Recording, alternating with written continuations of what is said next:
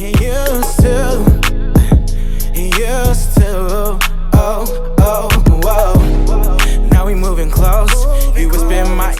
What's up, YouTube? It's your girl Nurse Neek, and I'm back with another video. For those who are new to my channel, my name is Onika. Please follow and subscribe to my channel as I share my journey in nursing, my motherhood, and becoming an entrepreneur. In this video today, I will be discussing my experience as a CNA and my experience working in a hospital as a CNA. I started my CNA program when I was in high school. It was my junior year. My school offered a program called ROP. The program was for career readiness. So around the junior year, they allow you as an elective to pick if you like basically already kind of knew what like trades you wanted to go into and where you wanted like what you wanted to do in your future. They have like a bunch of programs. Like it was one of the best resources ever that I feel like I could have ever taken advantage of. So like they had medical assistant, which I took that as well. They had CNA, like early childhood development classes, construction, firefighter, the police academy. They had a lot of great programs, and it was obviously easy for me to choose what I wanted to do because like I knew I wanted to be a nurse. So I was in my junior year. When I originally started the program, I was 16. And then when I finished the program, I was 17. Because I was in high school, it was like a certain amount of hours that I could do. I actually went, I want to say it was like for 3 hours a day, Monday through Friday. And only when we had clinicals, we'll go 8 hours on a Saturday because they knew that we, were still high school students. So when I joined the program, originally I was 16. To start like your nursing journey that young, like it's so, you're still held to the same level of who's 25 years old starting, a CNA program. Like, they don't cut no slack because you're in high school. If you want this, you have to go for it and get the job done, basically. Like, you just have to be on top of it. So I was juggling high school, ROP, and I was working as well. And I used to work at McDonald's when I was in high school. Ain't no shame in my game, okay? I had to get some money in my pocket. So I used to work, yes, part-time as well at McDonald's, like a couple days out the week for like 5 hours after school. So my program was a full year program. So like right now, currently, there are CNA programs where you could be done in like 4 weeks or 6 weeks or 8 weeks. Like it's fairly fast. However, because I did it in high school, it has to be stretched over the entire course of the whole school year. So I started at 16. I graduated the program when I was 17. And I was like ending my junior year, going into my senior year. The disadvantage of that was, as you know, being a CNA or like legally, like working like a full-time job, you have to be 18. So I had a whole license being a CNA for an entire year that I was not able to like use. So I felt like I was kind of put back some because like I wanted to like get in the field, like, I'm like, okay, I have a license now. Let me go work. So I could not actually get my first license, a CNA licensed job until 2015 because, I graduated, at 18 years old, and I graduated that following school year. So being in the program, it was like, being in the program, it was not too bad, but I mean, for some people it was like, it was a struggle kind of like, because it was a lot to handle, but I enjoyed myself. And like, that's when I really started to realize like, okay, this is meant for you because I was getting it. I was learning it. Like I didn't have no previous experience before then. So it was like, it really just naturally gravitated towards me. I actually even graduated in that program. I graduated with honors and I got the Student of the Year award, in my program during my junior year of high school. So I had to wait. So I waited a year to become employed. And then my senior year, I was 17 transitioning into 18 because my birthday is in January. And I did my medical assistant that year. And then I also graduated that program with honors as well. So once I finally graduated, once I graduated becoming a CNA, I got my first job working registry. And this was back in 2015. So I was started off working registry. I was only making $11 an hour. Hey, no shame in my game. Like, 18, making $11 an hour, I couldn't complain. I worked registry for a little bit, and then I landed my first job working in an assisted living. And that's when, like, I was like, okay, I'm doing it. Like, I was able to get benefits. That's when I, was pregnant with my baby. So it was like starting to get a little bit more stable for me. But like, I started to realize, what it really was becoming a CNA, and like, the physical and the mental aspect of it, because, it was a lot for me. Pretty much after I worked there, I worked at this assisted living up until I had my baby. Once I had my daughter, I went back off of maternity leave, and then I got my first job working at a skilled facility. And then I worked there for a while. So normally, on average, the jobs that I have experience and I worked at, I typically work there for about a year and a half, and then I, kind of like level up. Like, I feel like if I get to a place when I'm at a job and I feel like it's no growth, like I'm not really getting anywhere, my pay is not really increasing, like I just start finding like another opportunity, because you want to get as much experience as you can out of this. Like, I went to school for it, so why not, practice what I've learned. So so I went through a couple skill facilities. I like worked in post acute, I worked in acute care settings, and then the job I recently worked at prior to getting hired at the hospital was a rehab facility.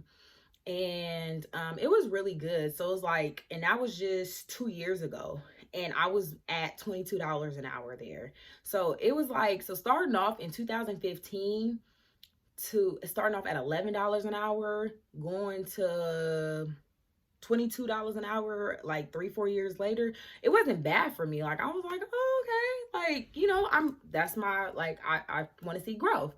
And that's really the disadvantage with CNAs. I live in California, so it's hard. The pay is just, you just won't find. It's like you get a job that either have like really good benefits but bad pay, or you get a really good job with good pay but it's really no benefits in it. So it was like I always had that back and forth, that struggle of like finding that balance of like what was like more important. Was it the money? Was it the benefits? Because at the end of the day, I know that I'm getting older, and I want to have that longevity to be able to retire and give my daughter something to look forward to when she turns 18, so she can break generational curses and get where she needs, like have all the tools and access to whatever she needs to be successful. So following up from that, I was working at this rehab, and I was there for about a year, a little over a year.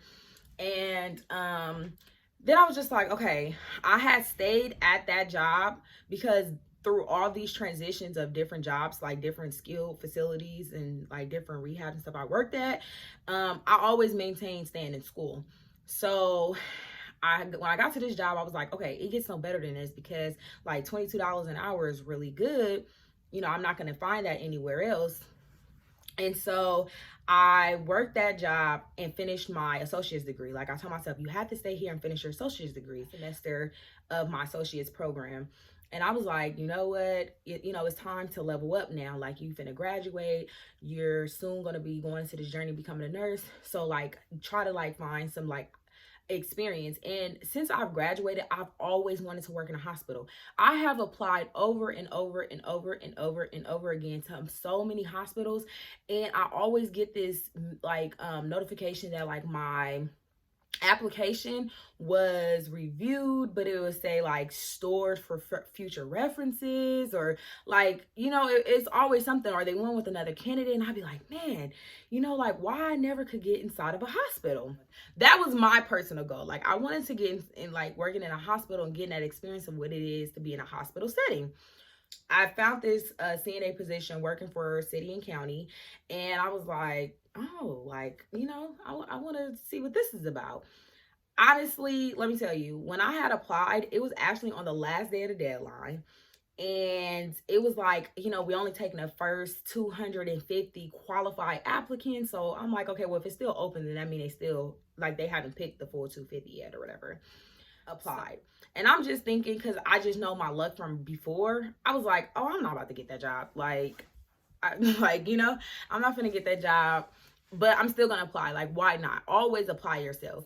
I'm so proud that I listened to myself that day and was like, no, go ahead and apply to that job, because that application landed me the job I am in today. And I am very blessed and thankful. So I had applied, and about 2 weeks later, they had sent me an email like saying that they wanted to test you had to take.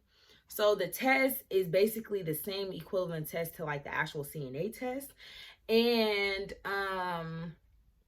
it's the written part. It's not like the physical skills part. It's just the written part. So we had to take a test, and basically the test ranks. So when you take the test, it was about, I want to say maybe like 60 or 70 of us that took the test, and then they rank you in order based off what you got. Well, I ranked either 8 or 9. So like out of 70 people, that's really good. Like I was like, oh, okay, girl, that's that brains and beauty. Brains and beauty.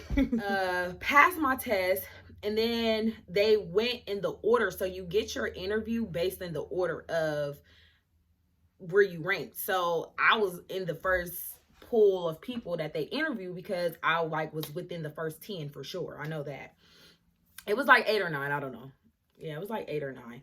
So I went in, I did my interview, and let me tell you, hiring for a hospital, like I've had group interviews, I had one-on-one interviews, I've had all different types of interviews. Was different. This was a panel interview.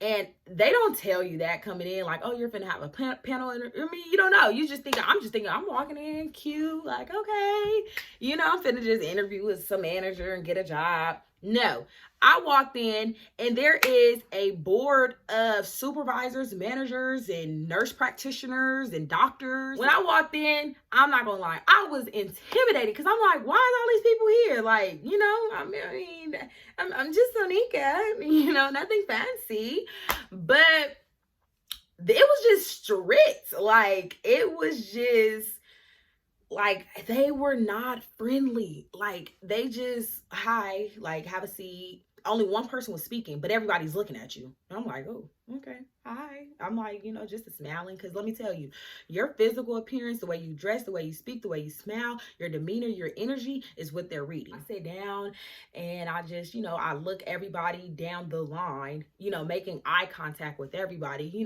just to show that professionalism and, that respect. So they go down the line, and they're like, oh, my name is so-and-so. I'm the department of this. And then they just went down the line, like, telling me who they are and what their role was to the hospital. So after they went through introducing themselves, you have to read the question to them. So there's 3 scenarios. You're going to read the question to us, and you're going to give us a response. So there's no questioning, there's no clarifying. You just have to assess it for what it is and tell us what, just tell us what your response on it is. You have no more than 15 minutes to complete this, and then that was it. So typically, like, I was just like, dang, because, in interviews previously, like, you're able to engage with the manager and talk and discuss pay. This was not like that. No. So it was 3 questions. I do not remember what the 3 questions was, but it was just basically like, I know one was something about like race. If you're dealing with a patient who does not, I guess it was like something like that. Like, if a patient doesn't agree with you or don't like you, like, what would you do? Or basically, but there were scenario questions. So I just basically answered it the best way that I could with my honest opinion. And I just told them things that I remember, like I remembered in nursing school, well, CNA school. Like, what's important, like the patient, right? The patient has the right to everything, like it's their right. I have to respect their space. It was like a question about, like, what would you do in a situation if you found like a patient like with something like, I don't know if it was like abuse or something, but like, notify the supervisor, notify your charge nurse, call the ombudsman, call the state. Like, I just was like, just basically, it wasn't nothing that was like random, but it was like things that I knew, but they just wanted to see how you assess the question and basically how you would answer it. And like, if you were put in that situation, what would you do basically? Like, my interview was no more than, I think, 10 minutes. And I was just like, wow. Like, after the 3 questions are answered, they're like, okay, have a nice day. And I was like, okay, bye. But I do remember that I did add in, because they asked you in the beginning, like, what's your name? What's the position that you apply for? And I think it was like they just gave you a quick minute to tell them about yourself. I always talk about my experience, start off like, where I graduated from, how long I had been a CNA, my experience. I had also mentioned that I just graduated with my associates in biology, allied health science. So I just tried to fill them in and hit right where, and then talk about my future. Like, my goal is to become a nurse, but I want to gain more experience, before I start nursing school, stuff like that. So I think that probably is what stuck with them, because it's like, okay, she's starting here, but she wants to move on. And then, she's, and they look at how you speak, and don't let your nerves, like, I was intimidated, I was scared, but I didn't let it show. Like, I still kept a smile on my face, still kept that positive, good energy, for them or whatever. So following after the interview, it was about my entire hiring process for the hospital took 6 months. And a lot of people tell me that's actually really good for city and county, because it could take longer. But I just was like, what in the world? Like, it was just, you did one thing, you thought, okay, that would be it. No. And then you're going to do this. And every process took an additional 2 to 3 weeks waiting process, like for a background, for this, for that, so it was just a lot or whatever. But finally I got to the point. It was the week, my starting hire date was actually July 1st. I've been there now over a year, and it is the best experience working in a hospital, especially as a CNA. Simply, number one, I love it because it's so many different levels of care. So you get to interact with like different patients with different health conditions, coming from different backgrounds, different races and ethnicities.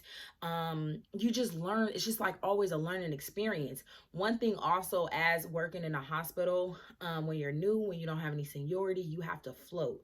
So a float basically means you are put wherever the shortage is. Like, you just float around. You have no bidded unit. So you can take a temporary assignment. Like once you gain a relationship with like a nurse manager or a certain floor, you can get a temporary assignment. I think it's like between 3 to 6 months or whatever. However, for me, that don't work. I like to float because I just have that crave of like coming into work every day and meeting new faces, having a new assignment, like getting to know, different people, and just keeping you on your toes of like, and I'm not one to have a set assignment, like a permanent run. I like to move around. I don't like to just be, because I feel like I know me as a person. If I get in one place, one location, and get stuck, I get comfortable. Period. Like next, versus with as a float, you have some days I have the best patients, like the best assignment. I'd be like, whoo, and then some days I get that floor that's just like, yeah, this is, but at least I know I'm not coming back to that floor tomorrow. I'm going to continue to float and go somewhere else. Due to the pandemic and COVID, they did have us basically stay on whatever unit we were already on. And I've been on my same unit now since March, only because they don't want people to float around and the potential of spreading COVID. I am blessed and thankful for the floor that I have been on. No floor is ever going to be perfect or like an ideal place of where you want to be, until you really find that home. But hey, like, I can't complain. Like, the floor I'm on, I really love the patients. It's really good vibes. I have really good nurses around me. It's like a good experience. Like, I really enjoy it. Also working in a hospital, I love that it is unionized. This is the first job I've ever had that is a union. the union protects you, okay? Like, I don't even feel like I would ever go back to a skilled facility or assisted living or, memory care, because it's just like they didn't have no union, like a union is very important. Like, just pay your union dues and be unionized, because, they stand up for the rights of you, as a worker. It's great pay. Like, to receive the pay and the benefits that I have, it's worth it 110%. They have so many other programs that help, like even with being in school, they have programs, they have tuition reimbursement. It's just a lot of growth. Like, I can see myself, I can see myself finishing school and like investing a little bit more in city and county. It's like a good place to retire from. Um, and another good thing, as I talked about as an LVN, I wanted a better schedule. I have a really good schedule as a CNA right now, and being in school, they take that into consideration. And as you know, in any facility where you work or hospital or anything, the number one shortage is always on the weekends. It's always short on the weekends. So my 40 hours is fulfilled pretty much on the weekends, so that I can be able to take that time during the week to go to school. So I do have a really good nursing office. The staffers there, they really are very supportive and helpful, and want to encourage and see you, you're doing something productive with yourself. It has not always been smiles. I've had some days where I'll be like, you know what, I'll walk away. But I know, this is where I'm supposed to be. God placed me here for a reason, and I'm going to take this opportunity and run with it through my journey and get where I need to be in life. And, and I don't know where my future, will be as a nurse. I do one day want to try travel nursing. So maybe that'll be my next step. My next step may be travel nursing once I become a nurse. I have to figure out that balance though as a mom. But that's why I said nursing, it has so many different like ways of life and thinking. Like, you could do so much. You're not limited to just one thing. Remember before, I used to have like on day shift, they'll have 12 patients. On PM shift, you have 18 patients. On knock shift, sometimes 24 patients.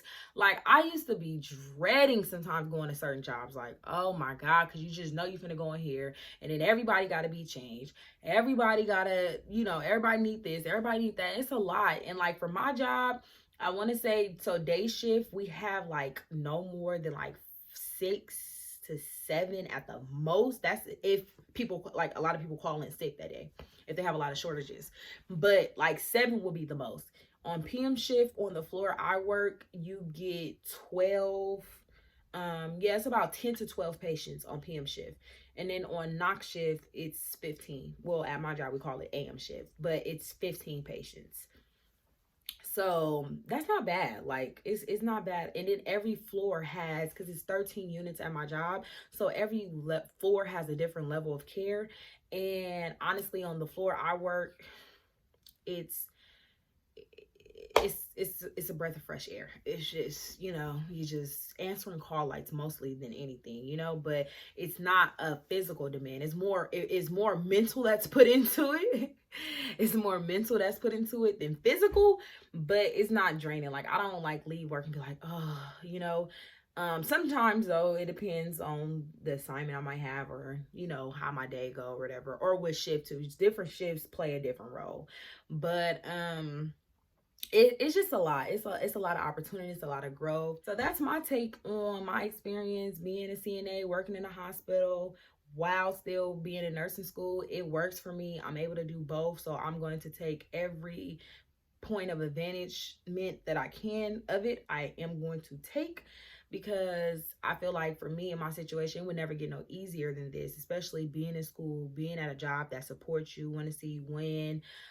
because a lot of companies are not like that. You know, they want what you can do for them and that's it. But my job really does support me, want to see me finish my nursing school, and I have that opportunity of having a job once I graduate, so I don't have to like stress about employment. To all the CNAs out there, give me a thumbs up.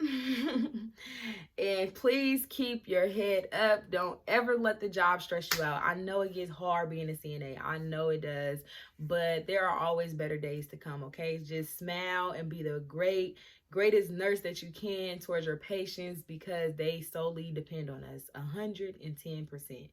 Well, that's it for today, guys. Thank you, and I'll see you guys next time.